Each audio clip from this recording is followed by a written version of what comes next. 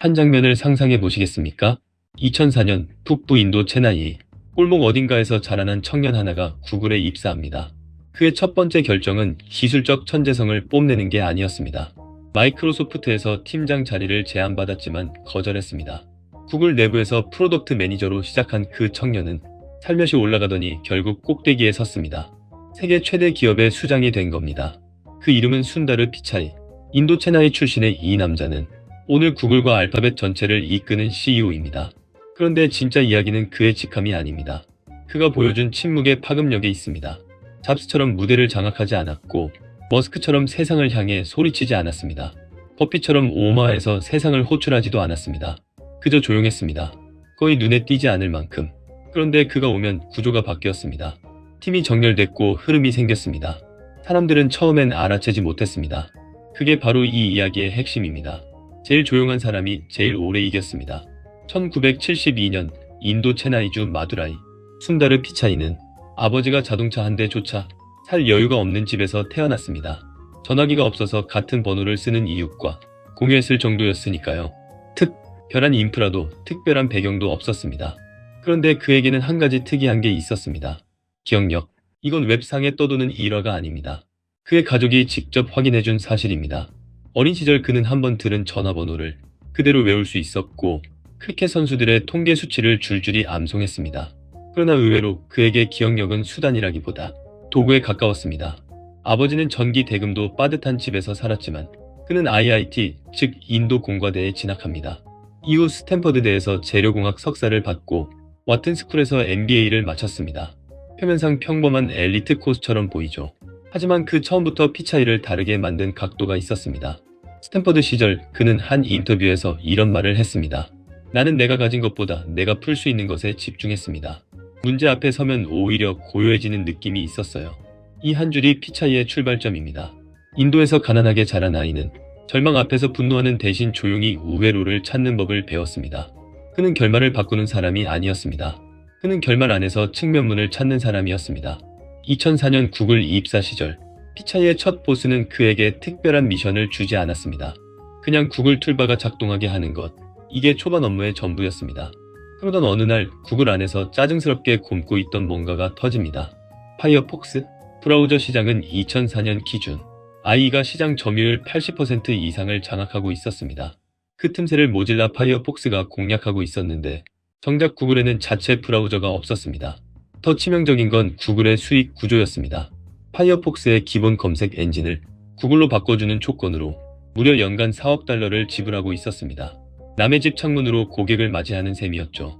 언제든 파이어폭스가 마이크로소프트와 손잡으면 구글의 검색 수익은 한순간에 흔들릴 수 있었습니다. 피차이는 레리 페이지에게 직접 보고합니다. 구글이 자체 브라우저를 만들어야 합니다. 레리는 처음엔 망설였습니다. 파트너십을 건드리는 건 리스크였으니까요. 그러나 결국 말했습니다. 만들어봐. 우리가 직접 필요한 것인지 확인해봐. 피차이는 소규모 팀을 꾸렸습니다. 아무도 이 프로젝트가 얼마나 커질지 보지 못했습니다. 내부에서도 반대가 많았습니다. 구글이 브라우저를 만드는 건 기존 파트너와 불필요한 충돌을 일으키는 거 아닐까요? 2년의 개발 과정이 흘렀습니다. 그리고 2008년 구글 크롬이 세상에 나옵니다. 처음엔 미미하게 시작됐습니다. 그러더니 어느 시점부터 한 포인트씩 점유율을 빼앗아가기 시작합니다. 3년 만에 주요 브라우저 시장에서 1위를 차지합니다. 2012년 기준입니다. 오늘날 크롬은 전 세계 브라우저 시장이 65%를 점유하고 있습니다. 하루에 수십억 명이 크롬을 통해 인터넷에 접속합니다. 구글은 더 이상 남의 창문을 빌리지 않습니다. 바로 자신만의 집을 지은 겁니다. 피차이의 첫 번째 시험이 통과된 순간이었습니다. 그리고 구글은 이 남자에게 더 큰 무대를 맡겨줍니다. 크롬이 성공하자 구글은 피차이에게 한 가지를 더 맡겼습니다. 안드로이드. 안드로이드는 당시 구글이 인수한 작은 스타트업의 방치 프로젝트였습니다. 많은 임원들이 통합에 회의적이었습니다. 알려지지도 않은 OS에 에너지를 붓는다고요? 우리 사업에 어떻게 도움이 된다는 거죠? 피차이는 다르게 봤습니다.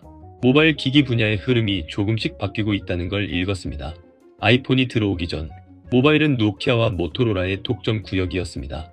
노키아 혼자서 시장 점유율 40%를 넘던 시대였으니까요. 애플이 들어오면 그 흐름이 통째로 뒤집힐 수 있었습니다.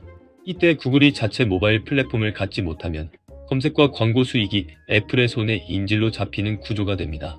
크롬에서 겪었던 악몽이 모바일에서 반복될 수 있었습니다. 피차이는 안드로이드를 공개 소스 기반으로 선보입니다. 제조사가 자유롭게 튜닝하고 수정할 수 있도록 엔진을 열어버린 겁니다. 당시 업계에서는 이게 리스크를 자처하는 것처럼 보였습니다. 기술을 공짜로 내주는데 도대체 어디서 돈을 버느냐는 것이었으니까요. 하지만 정확히 그 방법이 답이었습니다. 삼성, LG, HTC가 바로 안드로이드를 채택하기 시작합니다. 과거 노키아의 패권이던 제조사들이 안드로이드 폰으로 전환됐습니다. 구글은 플랫폼을 깔아주고 그 위에서 검색과 광고 수익을 올렸습니다. 때가 없이 나눠준 게 아니라 더 큰 판을 만든 겁니다.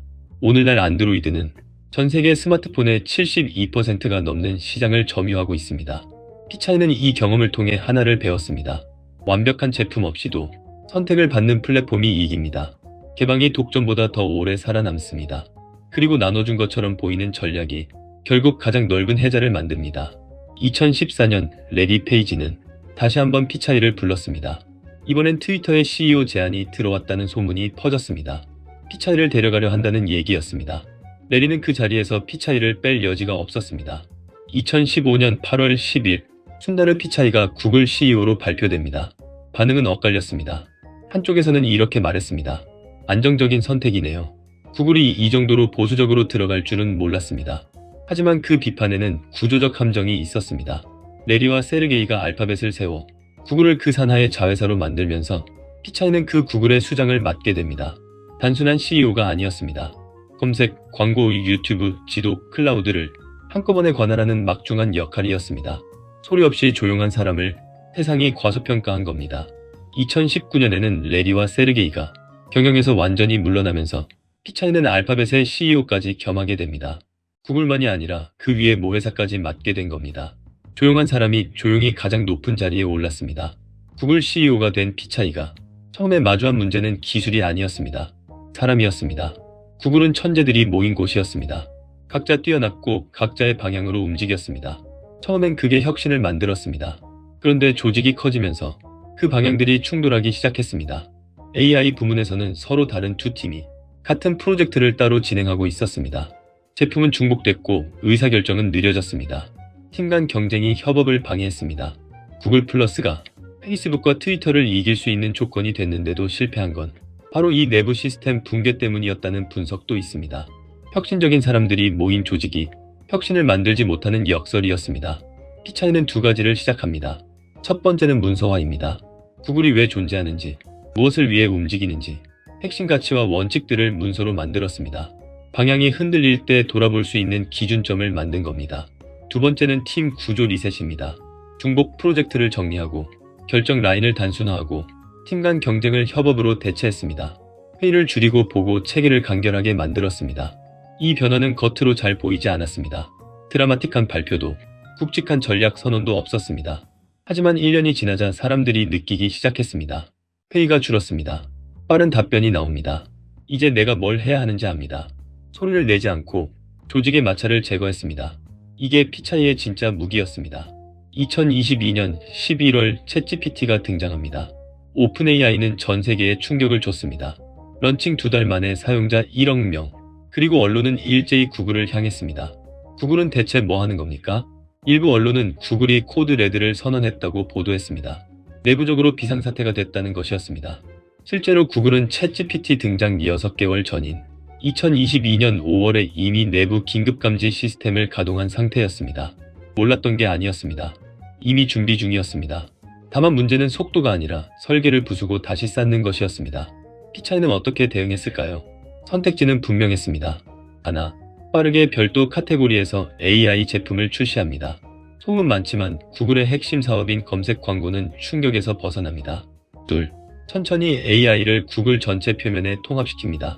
느리지만 한번 일어나면 뿌리째 바뀝니다. 피차이는 두 번째를 선택합니다. 비판이 쏟아졌습니다. 구글이 느려졌습니다. 리더십이 약하고 기회를 놓치고 있습니다. 그래도 피차이는 방향을 바꾸지 않았습니다. 2023년 중반 구글 검색에 AI 요약 기능이 통합됩니다. 2024년에는 제모나이가 구글의 모든 제품에 연동됩니다. 쓸만한 별도 제품이 아니라 구글의 산소가 된 겁니다. 물론 위기도 있었습니다.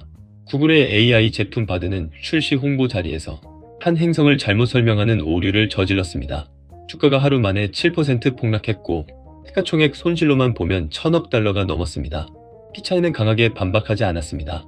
우리는 AI를 보다 신뢰 있게 결합할 것입니다. 시간이 걸리더라도. 그리고 다음에 제모나이 1.5는 서드파티 벤치마크에서 GPT-4를 능가하기 시작합니다. 구글은 뒤처진 게 아니었습니다. 통합을 먼저 선택했던 겁니다. 진짜 경쟁은 누가 먼저 시작하느냐가 아닙니다. 누가 더 오래 지속하느냐입니다. 순다르 피차이를 이해하려면 한 에피소드를 알아야 합니다.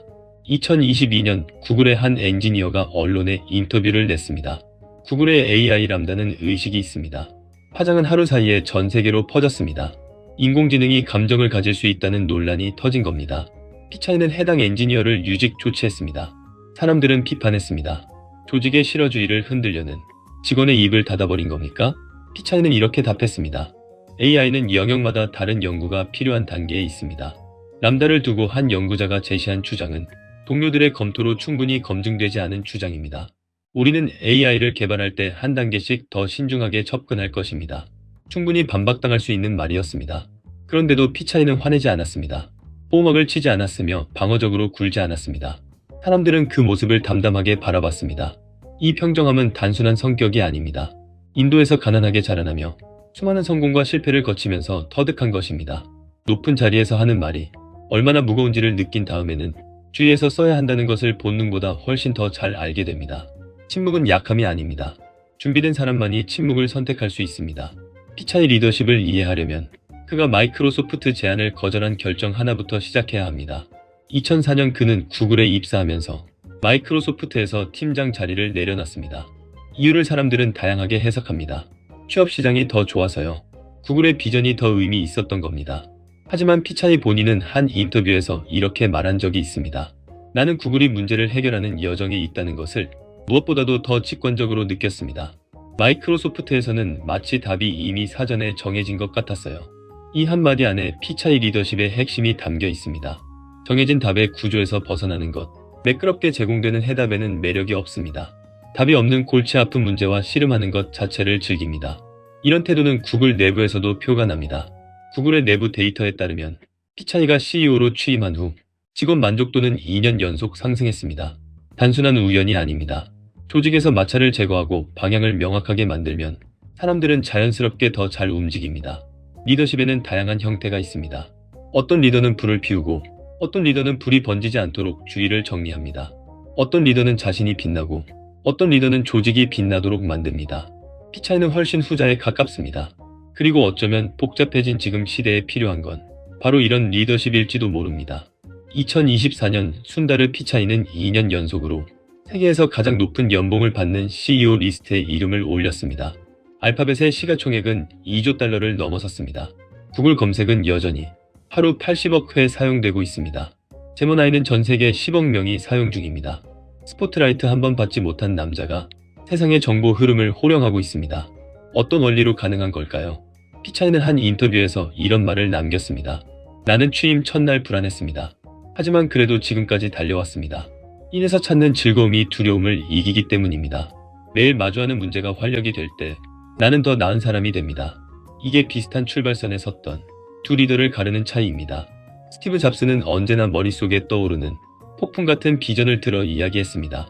버핏은 스프레드시트를 통해 낯선 사람들에게 투자 인사이트를 쏟아냈습니다. 마크 저커버그는 후디를 입고 고등학교에서 코딩을 했다는 스토리로 세상을 사로잡았습니다. 그들은 모두 자신만의 스타일로 세상이 주목하게 만들었습니다. 피차이는 다릅니다. 주목받으려는 스타일이 없습니다. 인터넷에 공유되는 강렬한 원라이너도 없습니다. 그런데도 전 세계 수억 명이 매일 구글을 엽니다. 순다르 피차이를 통해 우리가 배울 수 있는 건 가장 조용한 사람이 가장 큰 흐름을 만든다는 작동 원리입니다. 소리가 클수록 진동은 퍼지는 법이지만 소리 없이 만든 구조는 소리보다 더 오래갑니다. 당신은 지금 속도를 선택하고 있습니까? 아니면 방향을 선택하고 있습니까? 앞에서 끌고 가는 리더가 되고 싶으십니까? 혹은 뒤에서 흐름을 만드는 리더가 되고 싶으십니까? 오늘의 통찰 기록은 여기서 마칩니다. 피차이의 리더십을 보면서 당신은 어떤 리더를 더 닮고 싶다고 생각하셨나요? 전면에서 끝없이 소리치는 지도자 또는 말없이 구조를 만드는 지도자. 댓글로 여러분의 의견 나눠주세요.